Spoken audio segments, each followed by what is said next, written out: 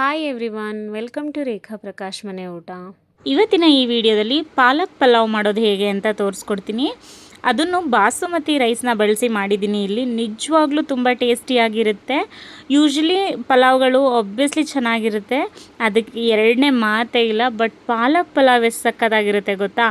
ಬನ್ನಿ ಹಾಗಿದ್ರೆ ನೋಡ್ಕೊಳ್ಳೋಣ ಹೇಗೆ ಮಾಡೋದು ಮತ್ತು ಏನೇನು ಇಂಗ್ರೀಡಿಯೆಂಟ್ಸ್ ಬೇಕು ಅಂತ. ಮೊದಲಿಗೆ ನಾನಿಲ್ಲಿ ಎಲ್ಲ ಪಲಾವ್ ಸಾಮಾನು ಸ್ವಲ್ಪ ತೊಗೊಂಡಿದ್ದೀನಿ. ಜೊತೆಗೆ ಈರುಳ್ಳಿ, ಟೊಮ್ಯಾಟೊ, ಶುಂಠಿ, ಬೆಳ್ಳುಳ್ಳಿ, ಪಾಲಕ್ ಸೊಪ್ಪು, ಪುದೀನ ಸೊಪ್ಪು, ಕೊತ್ತಂಬರಿ ಸೊಪ್ಪು, ಕ್ಯಾರೆಟು, ನವಿಲುಕೋಸು, ಬೀನ್ಸು, ಆಲೂಗೆಡ್ಡೆ, ಹಸಿಮೆಣಸಿನ್ಕಾಯಿ, ಹಸಿ ಬಟಾಣಿ, ಅರಿಶಿನ, ಮೊಸರು, ಬಾಸುಮತಿ ರೈಸು, ನಿಂಬೆಹಣ್ಣು ಮತ್ತು ಒಗ್ಗರಣೆಗೆ ತುಪ್ಪ ಮತ್ತು ಎಣ್ಣೆ. ಇಷ್ಟು ಪಾಲಕ್ ಪಲಾವ್ಗೆ ಬೇಕಾಗಿರುವಂಥ ಇಂಗ್ರೀಡಿಯೆಂಟ್ಸು. ಇವಾಗ ಇದಕ್ಕೆ ಒಂದು ಮಸಾಲೆ ರೆಡಿ ಮಾಡ್ಕೋಬೇಕಾಗುತ್ತೆ. ಅದಕ್ಕೆ ಒಂದು ಫ್ರೈಯಿಂಗ್ ಪ್ಯಾನ್ ಇಟ್ಕೊಂಡು ಸ್ವಲ್ಪ ಎಣ್ಣೆ ಹಾಕ್ಕೊಂಡಿದ್ದೀನಿ. ಎಣ್ಣೆ ಬಿಸಿಯಾದ ನಂತರ ಎಲ್ಲ ಪಲಾವ್ ಸ್ಪೈಸಸ್ನು ಸ್ವಲ್ಪ ಹಾಕೋತೀನಿ. ಬಟ್ ಬೇ ಲೀಫ್ ಒಂದು ಹಾಕೋಬೇಡಿ ರುಬ್ಬಕ್ಕೆ. ಮಸಾಲೆಗಳನ್ನ ರುಬ್ಬಕ್ಕೆ ಬಳಸೋದ್ರಿಂದ ಪಲಾವ್ದು ಫ್ಲೇವರ್ ತುಂಬ ಚೆನ್ನಾಗಿ ಬರುತ್ತೆ. ಅದಾದಮೇಲೆ ಒಂದು ಈರುಳ್ಳಿನ ದಪ್ಪದಾಗಿ ಕಟ್ ಮಾಡಿ ಸೇರಿಸಿ ಲೈಟಾಗಿ ಫ್ರೈ ಆದಮೇಲೆ ಒಂದು ಟೊಮ್ಯಾಟೊನ ಹಾಕೋತಾ ಇದ್ದೀನಿ. ನಾನಿಲ್ಲಿ ಟೋಟಲ್ 2 ಈರುಳ್ಳಿ 3 ಟೊಮ್ಯಾಟೊ ತೊಗೊಂಡಿದ್ದೀನಿ. 1 ಟೊಮ್ಯಾಟೊ ರುಬ್ಬಕ್ಕೆ ಹಾಕ್ಕೊಂಡ್ರೆ 2 ಟೊಮ್ಯಾಟೊ ಹಾಗೆ ರಾ ಹಾಕೋತೀನಿ. ಅದಾದಮೇಲೆ ಸ್ವಲ್ಪ ಶುಂಠಿ, ಬೆಳ್ಳುಳ್ಳಿ ಎರಡನ್ನೂ ಸೇರಿಸ್ಬಿಟ್ಟು ಮತ್ತೆ ಫ್ರೈ ಮಾಡ್ಕೋತೀನಿ.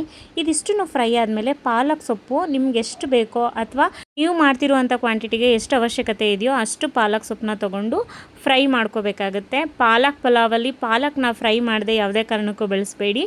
ಅದ್ರದ್ದೊಂದು ಹಸಿ ಸ್ಮೆಲ್ ಇರುತ್ತೆ, ಚೆನ್ನಾಗಿರಲ್ಲ.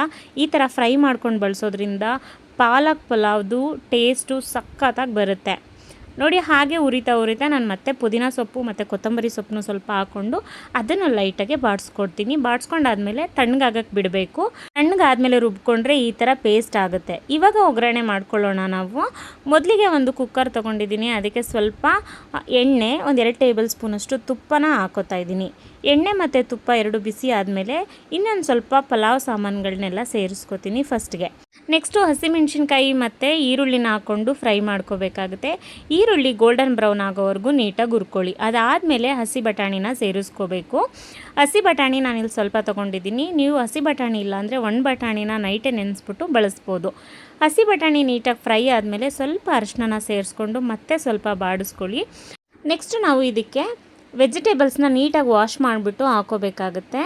ವೆಜಿಟೇಬಲ್ಸ್ದು ಒಂದು ಮಿಕ್ಸ್ ಕೊಟ್ಟಾದಮೇಲೆ 2 ಟೊಮ್ಯಾಟೊನ ಈ ಥರ ಸ್ಲೈಸ್ ಥರ ಕಟ್ ಮಾಡಿಕೊಂಡು ಆ್ಯಡ್ ಮಾಡ್ಕೋತಾ ಇದ್ದೀನಿ.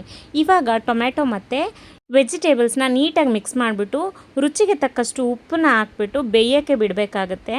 ನಾವು ಈ ಸ್ಟೇಜಲ್ಲಿ ಉಪ್ಪು ಸೇರಿಸೋದ್ರಿಂದ ತರಕಾರಿ ಚೆನ್ನಾಗಿ ಉಪ್ಪನ್ನ ಹಿಡಿಯುತ್ತೆ, ಪಲಾವಲ್ಲಿ ಒಳ್ಳೆ ಟೇಸ್ಟ್ ಬರುತ್ತೆ ಅಂತ ಹೇಳ್ಬೋದು. ನೀಟಾಗಿ ತರಕಾರಿ ಮತ್ತು ಟೊಮೆಟೊ ಎಲ್ಲ ಬೆಂದಾದಮೇಲೆ ರುಬ್ಬಿರುವಂಥ ಮಸಾಲೆನ ಸೇರಿಸಿ ಮತ್ತೆ ನಾವು ಚೆನ್ನಾಗಿ ಬೇಯಿಸ್ಕೋಬೇಕು.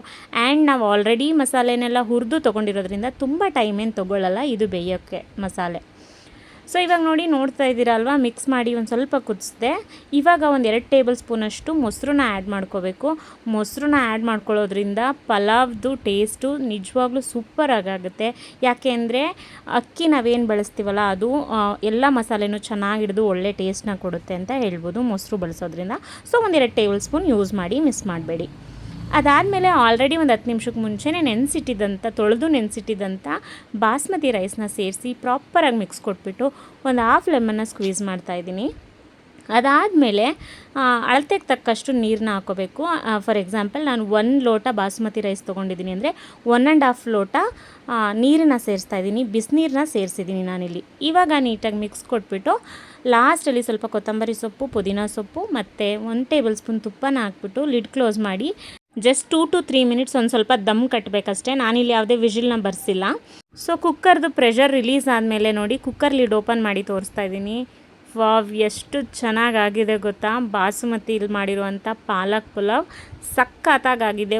ಒಂದು ಅಗ್ಲು ಅಕ್ಕಿನೂ ಒಡೆದಿಲ್ಲ, ಅಷ್ಟು ಚೆನ್ನಾಗಾಗಿದೆ. ನೀವು ನೋಡ್ತಿದ್ರೆ ನಿಮಗೆ ಗೊತ್ತಾಗುತ್ತೆ ಎಷ್ಟು ಉದ್ದುದ್ದಾಗಿ ಬಂದಿದೆ ರೈಸ್ ಎಲ್ಲ ಅಂತ ಹೇಳ್ಬಿಟ್ಟು.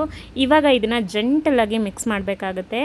ಸಾಫ್ಟಾಗಿ ಸ್ವಲ್ಪ ಮಿಕ್ಸ್ ಮಾಡಿಕೊಂಡು ಸರ್ವ್ ಮಾಡಿದ್ರೆ ಆಯಿತು. ಪಾಲಕ್ ಪಲಾವ್ ಸಖತ್ತಾಗಿ ರೆಡಿಯಾಗಿರುತ್ತೆ. ಮೊಸರು ಬಜ್ಜಿ ಜೊತೆ ಟೇಸ್ಟ್ ಮಾಡೋದು ಮಾತ್ರ ಮರಿಬೇಡಿ. ವೆಜಿಟೇಬಲ್ಸ್ ಪಲಾವ್ ಯಾರ್ಯಾರಿಗೆ ಇಷ್ಟನೋ ಅವರಂತೂ ಮಸ್ಟ್ ಟ್ರೈ ಮಾಡಲೇಬೇಕು ಇದನ್ನು. ಯಾಕೆಂದರೆ ಪಾಲಕ್ ಪಲಾವ್ ಇನ್ನೂ ಚೆನ್ನಾಗಾಗುತ್ತೆ ವೆಜಿಟೇಬಲ್ಸ್ ಪಲಾವ್ಗಿಂತ. ಸಖತ್ತಾಗಿರುತ್ತೆ ಟೇಸ್ಟು. ಇದಾಗಿತ್ತು ಇವತ್ತಿನ ಸ್ಪೆಷಲ್ ರೆಸಿಪಿ. ಯಾರೆಲ್ಲ ನನ್ನ ಚಾನಲ್ನ ಇನ್ನೂ ಸಬ್ಸ್ಕ್ರೈಬ್ ಮಾಡ್ಕೊಳ್ದಲ್ಲೇ ನೋಡ್ತಾ ಇದ್ದೀರಾ, ಪ್ಲೀಸ್ ಒಂದು ಸಬ್ಸ್ಕ್ರೈಬ್ ಮಾಡ್ಕೊಂಡು ನೋಡಿ. ಹಾಗೆ ಈ ವಿಡಿಯೋ ನಿಮ್ಗೆ ಇಷ್ಟ ಆಗಿದ್ರೆ ದಯವಿಟ್ಟು ಲೈಕ್ ಮಾಡಿ, ಶೇರ್ ಮಾಡಿ, ಹಾಗೆ ಕಾಮೆಂಟ್ ಮಾಡಿ. ರೆಸಿಪಿನ ನೀವು ಒಂದ್ಸಲ ಟ್ರೈ ಮಾಡಿ, ಖಂಡಿತ ನಿಮಗೂ ಇಷ್ಟ ಆಗುತ್ತೆ. Thank you so much.